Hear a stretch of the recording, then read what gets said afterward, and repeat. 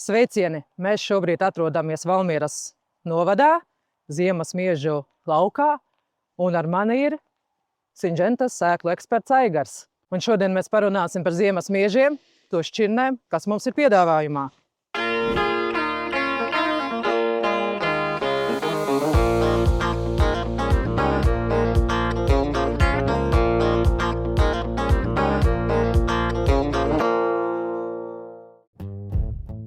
Kāpēc ir jāaudzē ziemas mieži? Ziemas mieža audzēšanā ir vairākas labas priekšrocības. Pati svarīgākā ir, protams, ka ziemas mieži ir ļoti labs priekšaugs ziemas rapsim, jo ziemas mieži ienākās paši pirmie.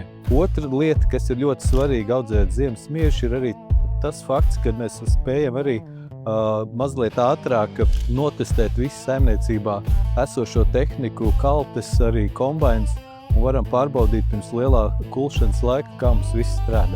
Ziemas mieža ieguvumi ir skaidri, bet ko tu vari teikt par hibrīdajiem miežiem, kuri pēdējos gados ir ieguvuši tomēr zināmu popularitāti? Syngentas kompānijai zem lielā brenda Hivido ir apakšā vairākas daudz hibrīdo miežu šķirnes. Tā skaitā arī Linas Agro piedāvātā šķirne Barakuda un arī jaunā šķirne Zumba.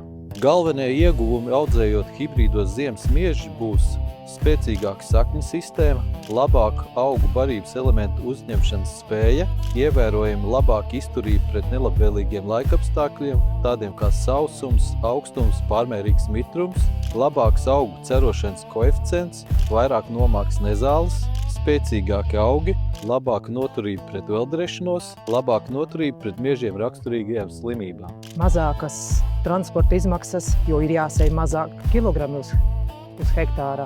Vai hibrīdā ziemas mieža šķirnes nodrošina augstākas ražas? Lielākā un svarīgākā priekšrocība ir tā, ka sarežģītos laikapstākļos spēj ražot daudz labāk.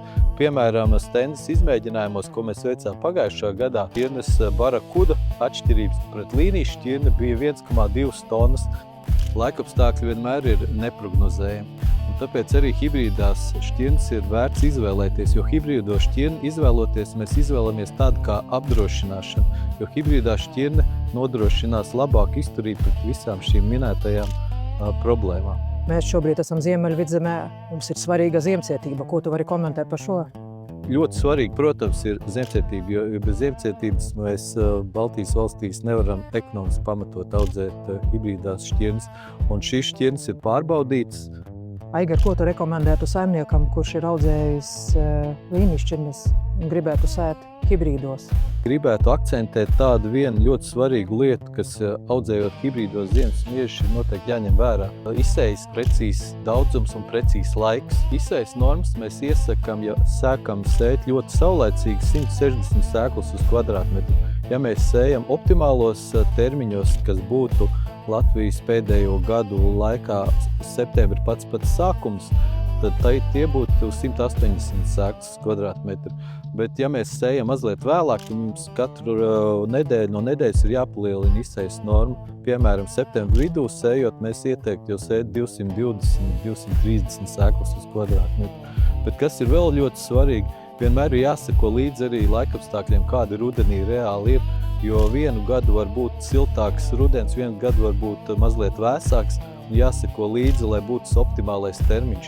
Mans ieteikums būtu sēt septembra pirmajā nedēļā, jo ja mēs iesēsim pātri, tad ir ļoti liela iespējamība, kad ziemas mieži var pāraugt, jo, kā ziniet, hibrīdie ziemas mieži ļoti labi cero, un beigās var būt tāda, kad liela konkurence augiem savā starpā, un beigās tas var atsaukties pavasarī ar to, kad ir ļoti daudz augu aizgājuši bojā dēļ sniega pelēju. Šis ir tas laiks, kad mēs iemīlamies ziemas miežos. Un šī haizivs mums jau portfelī ir vairākus gadus, vai ne? Barakuda. Tieši tā, Barakuda. Atgādini man šīs šķirnes pozitīvās, labās īpašības, kāpēc viņi ir iemantojusi tādu popularitāti. Ar ļoti labu ziemcietību, ļoti spēcīgi augi un stipri pret veldrešanos noturīgi. Arī ģenētiski ir iestrādāts ļoti laba aizsardzība pret slimībām. Un kas pats galvenais, protams, kas viss saimnieks interesē ražu. Un ražu ziņā Barakuda vienmēr ir sevi nostādījis ļoti labās pozīcijās, salīdzinājumā ar līnijas šķirnēm. No šī gada mums portfelī ir jauna šķirne, Singentas vai Video Zumba. Selekcionāri vienmēr skatās uz soli un gadiem uz priekšu, risinot problēmas, kas mums tikai sagaida. Ar ko atšķirsies šī jaunā šķirne pret iepriekšējajām? Priekšrocība būs tā, ka viņš ir pilnībā rezistents uz miežu dzeltenās pundarainības vīrusu. Tas nozīmē, ka rudeņos, ja ir laputu invāzija uz augu, nav vajadzīgs speciāls insekticīdu miglojums. Šī ir tāda unikāla lieta, kas Syngenta ir tā kā jaunums. Kādas ir sēklas kvalitātes prasības Syngentas grupai? Visas hibrīdās ziemas mieža sēklas ir kodinātas ar Vibrances grupas kodni un ar pilno devu, respektīvi tie būs 2 litri uz tonu. Tātad aizsardzība rudenī mums būs pilnībā nodrošināta. Iegādājoties Video sēklas, jūs noteikti nopirksiet ļoti kvalitīvu sēklas materiālu. Tas būs perfekti kalibrēts, vienādi izmēra sēklas un ar ļoti augstu dīdzības procentu. Cik kilogrami sēklas ir jāizsēj uz 1 hektāra? Izsējas norma kilogramos uz hektāru būs ļoti atkarīga no sēklu rupjuma, bet svārstības būs apmēram no 70 līdz 85 kilogramiem uz hektāru. Šeit mēs varam redzēt salīdzinājumu līnijas šķirne un hibrīds. Un hibrīds šeit ir barakuda. Mēs varam novērot, ka augs ir daudz spēcīgāks salīdzinājumā ar līnijas šķirni, kurai augs nav tik spēcīgs. Pats stiebrs hibrīdam, kā mēs redzam, ir daudz spēcīgāks, jaudīgāks. Ko tas nozīmē? Tas nozīmē, ka labāka velders izturība un arī augs pat labāk var uzņemt barības vielas.